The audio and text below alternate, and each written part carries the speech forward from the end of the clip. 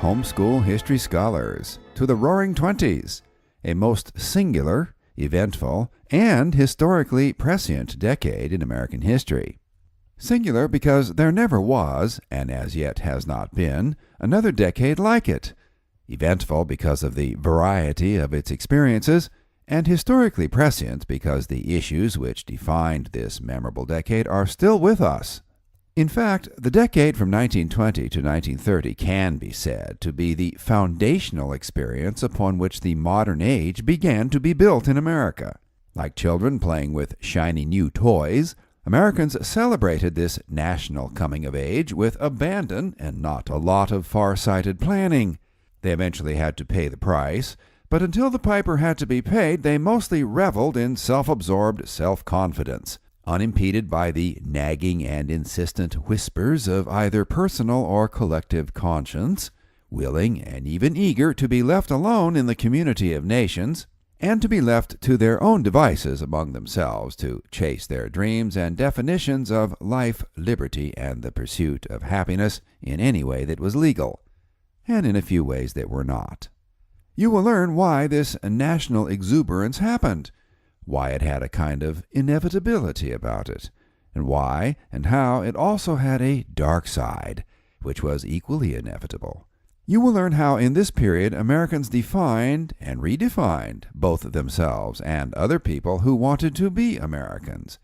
You will learn why Americans launched their most decadent decade up to that time in a most unusual way, by outlawing booze. Yes, the Roaring Twenties was also the only decade in which you could be arrested for having a drink.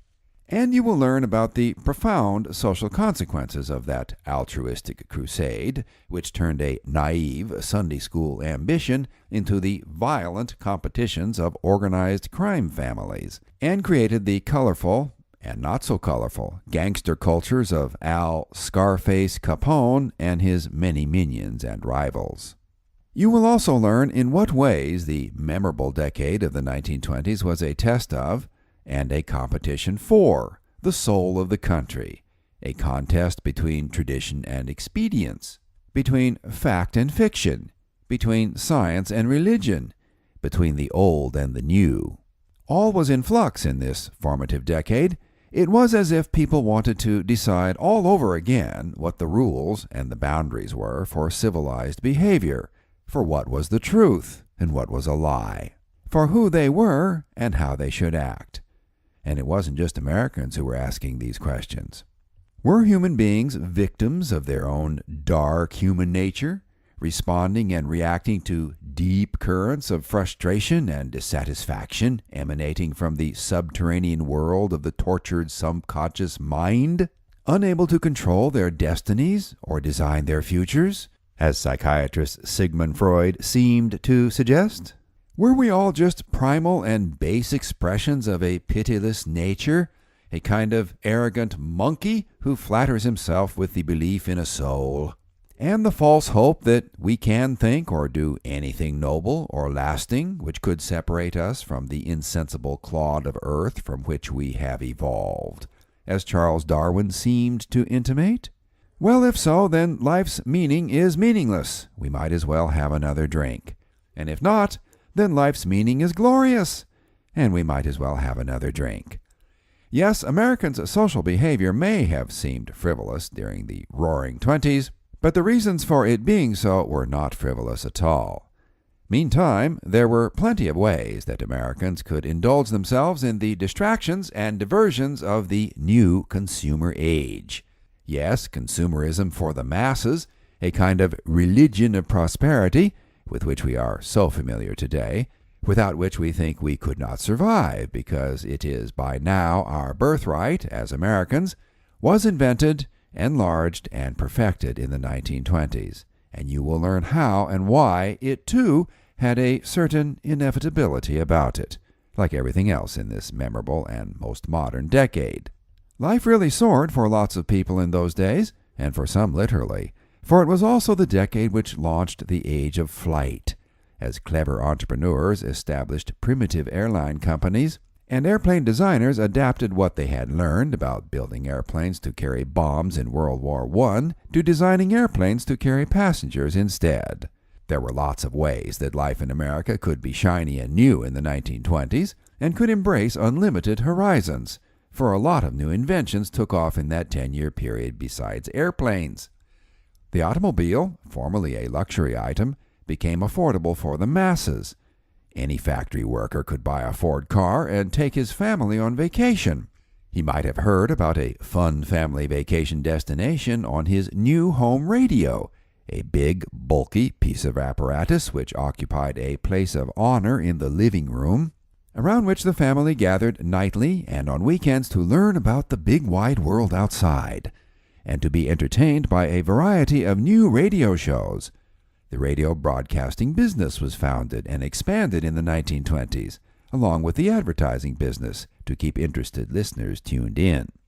Yet there were even more dazzling choices than that for the city dweller, for the 1920s was also the beginning of the movies as we know them today. And when sound was added to the film strip, movie theaters had to be enlarged to accommodate the crush of new customers. The movies arrived as a mass medium of entertainment, so much so that traditionalists lamented that people were abdicating the responsibility to live their own lives in preference to the easier vicarious experience of a fantasy adventure through the lives of their favorite movie stars. Yes, the 1920s began the cultural phenomenon of the iconic movie star, admired as if they had actually lived the adventures they so convincingly portrayed on the silver screen. Does all this seem familiar to you? It isn't too much to say that, culturally speaking, modern America was formed during the raucous decade of the 1920s, and you will learn in depth and detail how and why this happened. You will also learn how and why it was happening in the worlds of literature and the theater, too, as a new generation of writers, born mostly in the new century, saw a world not seen by their fathers and grandfathers, and saw it differently than they would have. You will learn how different and how radical their view was, and the effects their writing had on the reading public, which, by the way, was a much greater percentage of the population than it is today. And speaking of influence, no discussion of the 1920s could be complete without a mention of the role of the stock market as the financial underpinning of the decade's prosperity. You will learn its strengths and weaknesses for fulfilling that role, and both how and why it ultimately became the nemesis as well as the genesis for all that glittered in the glittering 1920s. And in the world of politics, particularly national politics, the country had to learn the same lesson it learned about the stock market, that all that glitters is not gold. You will learn how and why the administrations of 2 of the 3 presidents who presided over the decade-long party were either hobbled by corruption or blinded by naivete, and how and why the 3rd president could not rescue the country from the consequences set in motion by his predecessors, in spite of his Herculean and unprecedented attempts to do so.